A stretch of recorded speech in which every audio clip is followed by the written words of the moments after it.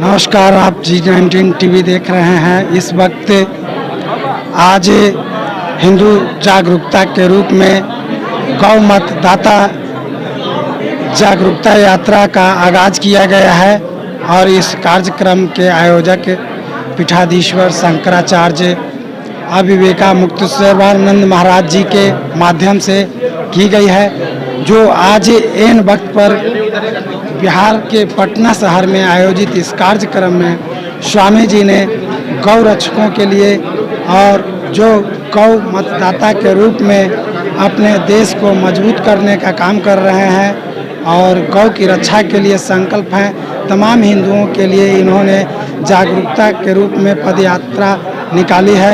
आइए आज के संबंध में महाराज जी क्या खास लोगों को संदेश देना चाह रहे हैं, दिखलाने का प्रयास करते हैं। राज्य के पास सूची है और उस सूची में पशु सूची में गाय को दर्ज किया हुआ है।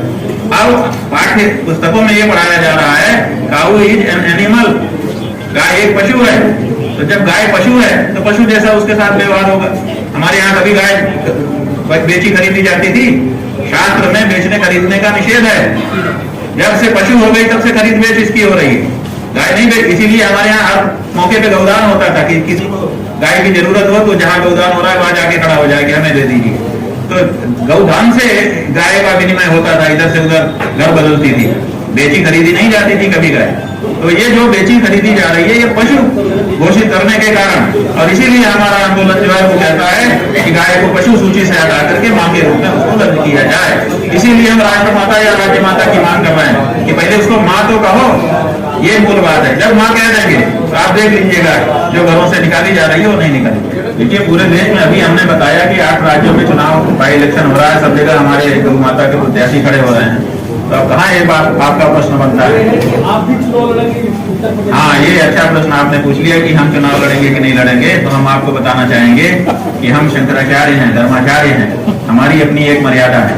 हम प्रत्यक्ष राजनीति में नहीं जा सकते हैं, इसलिए हम कभी भी चुनाव नहीं लड़ेंगे जीवन में, और कभी भी किसी पार्टी का गठन हम स्वयं नहीं करेंगे।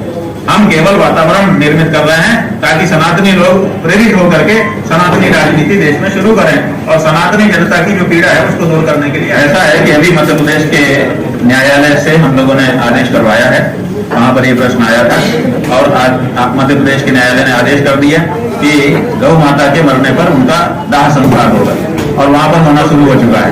अब उसको लेकर के हम सब जगह जाएंगे, वो व्यवस्था बना दी जाएगी।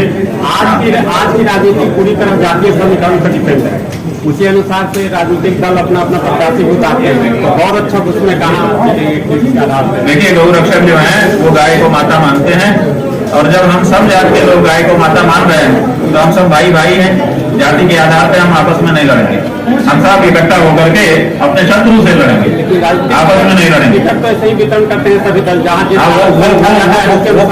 वो जो राजनीति है जो जाति जाति को आमने सामने खड़ा करके जीत करती है वो विदेश की राजनीति है। ये देश की राजनीति जब आएगी ना तो देश के लोगों को आपस में नहीं लड़ाएगी और शत्रुओं से लड़ाने के लिए तैयार करेगी। हमारी राजनीति वही हो। एक आखिरी प्रश्न है, गौ रक्षकों के नॉमिनेशन के बारे में तो आपने जानकारी दी, क्या उनके प्रचार प्रसार में आप रहेंगे? हाँ जी बिल्कुल, अगर हमको मौका लगा तो गौ रक्षकों के चुनाव में प्रचार भी करेंगे, और अगर हमको कोई चढ़ोतरी वढ़ोतरी हुई, उनको कुछ पैसे की जरूरत हुई और हमारे पास हुआ तो वो भी उठा के हम दे देंगे। उनको जो चाहिएगा हम खुले दिल से देने को तैयार हैं। हम चाहते हैं कि गाय की बात अब उठी है तो ये अंजाम तक पहुंचे। उम्मीदवारों की चयन की प्रक्रिया ऐसे है कि अभी हमारे पास चयन करने के लिए पहले से खड़े लोग नहीं है कि इतने हैं इनमें से चुन लो बेहतर। अभी हमने एफिडेविट को आधार बनाया है। जैसे भारत का न्यायालय जब कोई आता है तो बिना जाने समझे कहते हैं एफिडेविट दो, एफिडेविट देते हैं तो एफिडेविट को मान करके चल पड़ते हैं। अगर उनका एफिडेविट झूठा होता है तो बाद में उनको दंडित करते हैं। इसी प्रक्रिया को हमने अपनाया है, एफिडेविट को स्वीकार करके अभी हम चल रहे हैं। अगर कोई गलत एफिडेविट देगा तो बाद में उसको हम दंडित करेंगे। और बहुत अच्छा काम करते हुए दिखाई दी और बहुत गंभीरता से बड़ी भावना से काम करता दिखाई दी। हमने बल्कि उनसे पूछा भी कि आप लोगों को इससे क्या मिलता है, तो एक लड़का जो है उसने बड़ी मासूमियत से बताया इससे हमको सुकून मिलता है जब हम गाय की रक्षा करते हैं। बड़ा अच्छा लगा। जिस तरीके से आप इस मामले को लेकर के चल रहे हैं, आवाहन कर रहे हैं गौ हत्या को लेकर, और तीन शंकराचार्य जिस तरीके से सामने यहाँ देखिए, हर शंकराचार्य को एक ही काम में आने की जरूरत है, एक ही काम है, बहुत सारे काम है। तो 4 शंकराचार्य हम लोग हैं, तो चारों शंकराचार्यों ने लिखित पत्र भी दिया है, वीडियो में बोल करके भी बताया है कि हम गौरक्षा चाहते हैं, किसी भी दशा में गाय की हत्या हम नहीं चाहते हैं। तो चारों एक साथ हैं इस मामले में। कितना जोर दे के चल रहे हैं और 3 शंकराचार्य भाई हमने बताया कि जहाँ पर 4 लोग हैं, चारों एक ही काम में कैसे लग सकते हैं, तो उस काम को हम कर रहे हैं, उन सबकी ओर से ही तो हम जोर दे रहे हैं। और किसकी तरफ से जोर दे, हमारे पास इतना जोर कहाँ से आ गया? चारों आचार्यों का, तीनों बाकी आचार्यों का, और ये हमारी स्वयं की दीन का हमारे पास जोर है, इसीलिए तो हम धार करके बोल रहे हैं अपनी बात। मुसलमानों के लिए दिल खुला हुआ है सरकारों का, चाहे ये सरकार चाहे वो सरकार, कोई फर्क नहीं रह गया। लेकिन हम हिंदुओं के लिए अगर कोई बात करे तो तुरंत समस्या आ जाती। तो हम अपने ही देश में दूसरे नंबर का नागरिक अपने आप को महसूस कर रहे हैं, हालत ये हो चुकी है। और इसीलिए अब नए ढंग से खड़े होने की आवश्यकता का अनुभव एक एक जनता के द्वारा किया जाए। कल करता हूँ, आपको हमारे नगर परिषद के कार्यालय में आना पड़ेगा, हम आएंगे। और दूसरे दिन जब हम सवेरे 9 बजे उनके कार्यालय में गए तो सारे उनके जो सदस्य थे वो वहां पर पहले से बैठे हुए थे। और हम जब गए, हमने कहा भाई बोलो क्या है आपका प्रस्ताव, हमको सुनाओ। तो एक व्यक्ति खड़ा हुआ और खड़ा होकर के उसने कहा कि मैं प्रस्ताव करता हूं कि गाय माता को शिवहर नगर परिषद की नगर माता घोषित किया जाए। तो हमने कहा आपका क्या नाम है? सुन करके आपको आश्चर्य होगा, उसने कहा मेरा नाम मोहम्मद रईस है। फिर दूसरा ये खड़ा हुआ, उसने कहा मैं इनके प्रस्ताव का समर्थन करता हूं। हमने कहा भैया तुम्हारा क्या नाम है?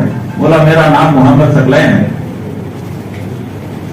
ये भारत है और ये भारत की परिस्थिति है। लेकिन शर्म आती है उन नेताओं पर जो गौ माता के नाम पे सत्तासीन होकर के गौ हत्या को बढ़ावा देते। क्या पाप लगेगा और कितने दिन भोगना पड़ेगा? तो बाकी पापों के लिए तो किसी एक नरक में जाना पड़ता है।